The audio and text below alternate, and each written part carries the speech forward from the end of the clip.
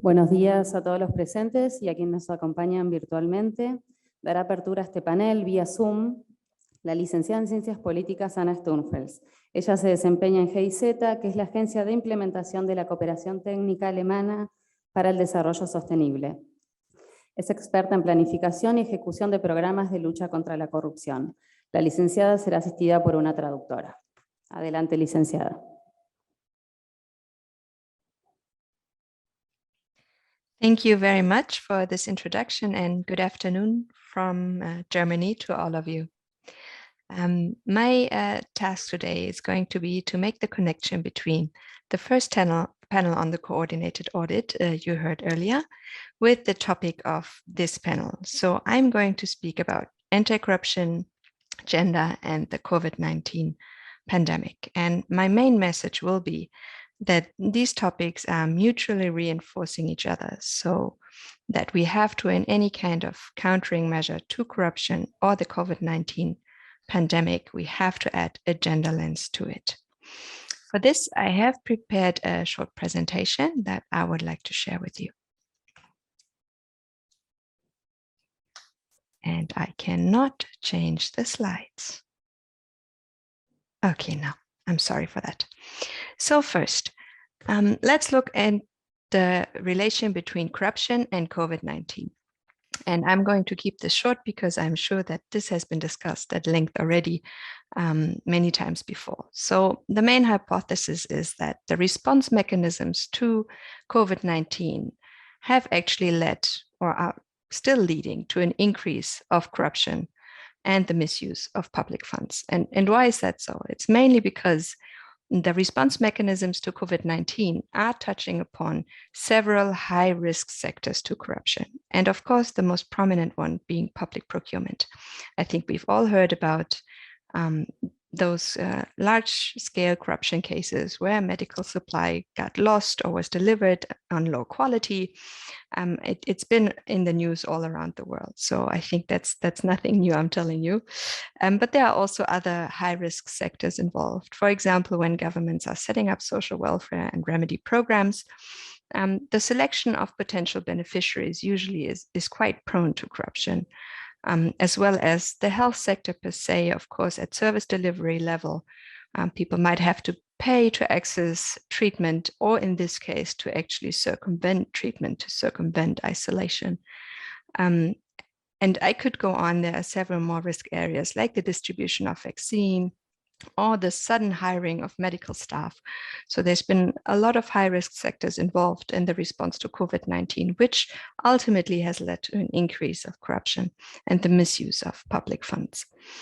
The second relation that I would like to talk to you about today is the relationship between corruption and gender. And here actually we have to look into three dimensions.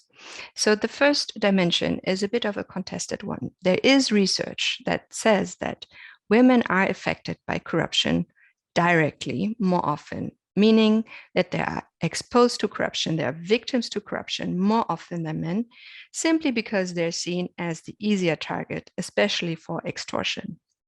Nevertheless, there's other research that suggests that actually men fall victim to corruption more often, as they are usually involved in more situations where they get exposed to corruption. For example, the encounters with traffic police. So this one is a bit of a contested one, but there is research suggesting that women are actually falling victim to corruption, direct corruption cases, more often than men do.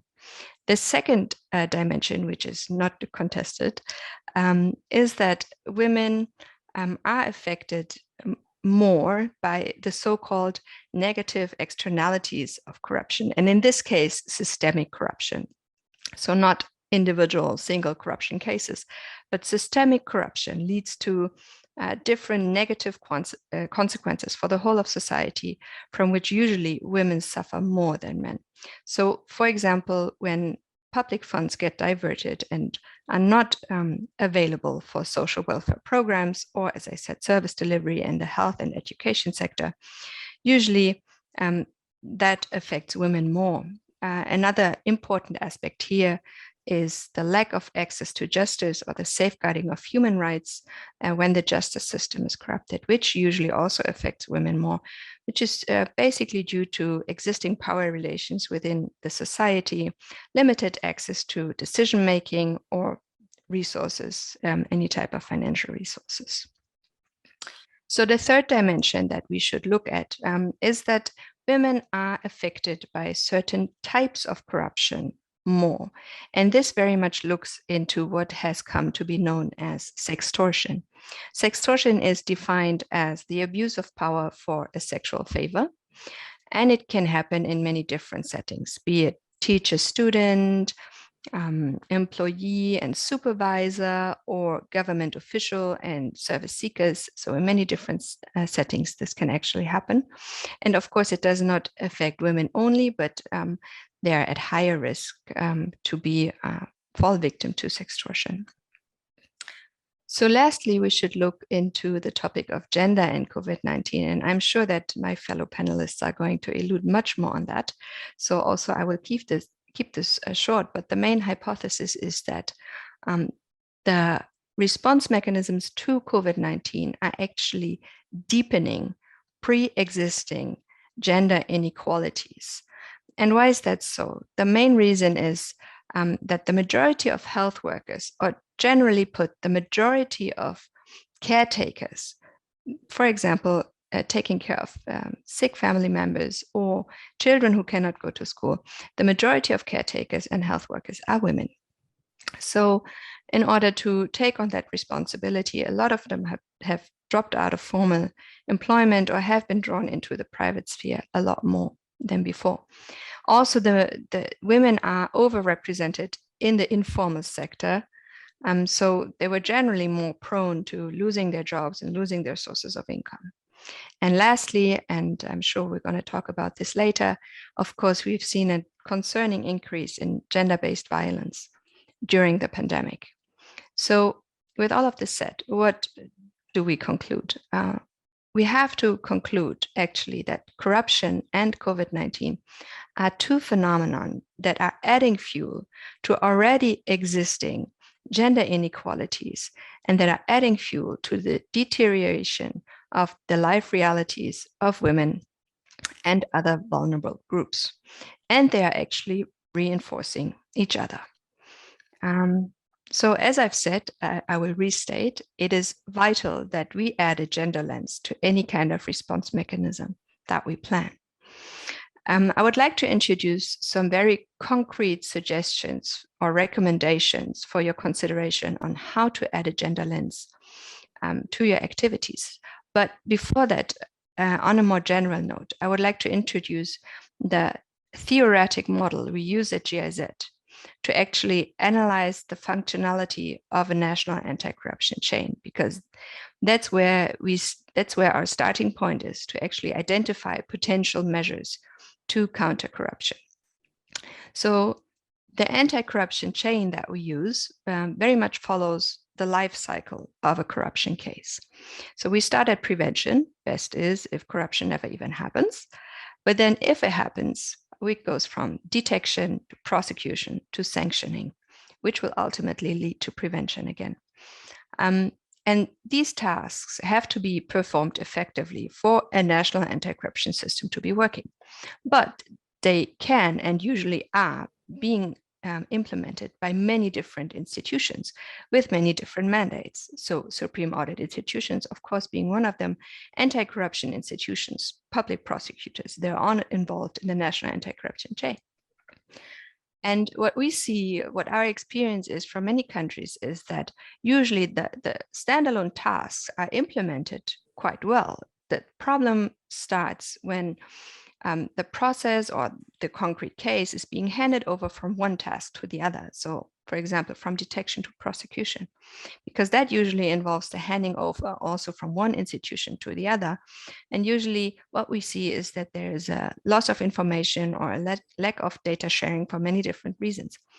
So we've added to our model, we've added that big red bubble, which is now probably the most important element of our anti-corruption chain, which is coordination and cooperation. And to make it even more complicated, we do not speak about government institutions only, but civil society organizations and the private sector have a vital role to play in the national anti-corruption system. When it comes to prevention, but also when it comes to detection, of course, of concrete cases, or if we look at, for example, investigative journalists, they can also contribute to the prosecution, and even the sanctioning when we talk about lack of trust or the reputational risks that are involved in engaging in corruption. So when we talk about coordination and cooperation, we also have to include civil society organizations and the private sector. Now, I've listed a few very general measures to actually counter corruption in the context of the pandemic, but I don't want to take too much of your time. So I will jump directly to the very concrete recommendations that I would like to present, how to add a gender lens to the prevention and the fight against corruption in COVID-19 response mechanisms.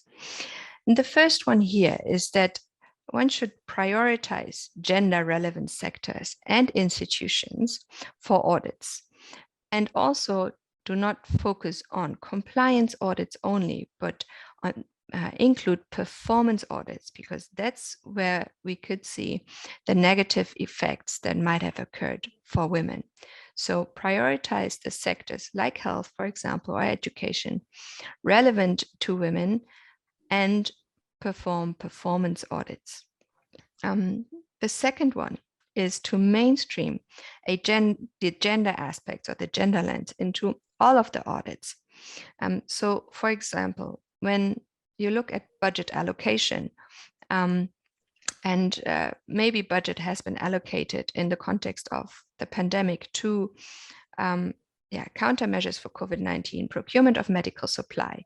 It's also interesting to look at where the money came from. We've seen in many countries that actually money was drawn from such things as maternity health programs and was taken to procure medical supply to counter the COVID-19 pandemic. And that, of course, had a negative effect on women. So second recommendation would be to mainstream gender aspects into all of the audits and have quite a broad view on gender aspects.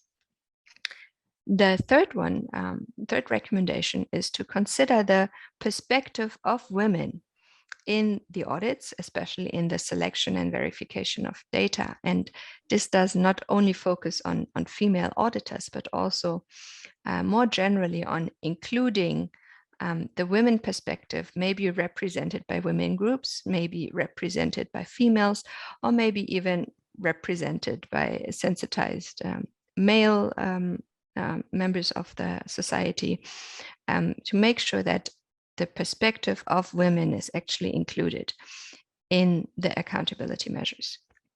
And lastly, but not least, wherever possible, to promote the collection of gender disaggregated data so that we can actually learn how different measures taken might have had a different influence or effect on men than on women.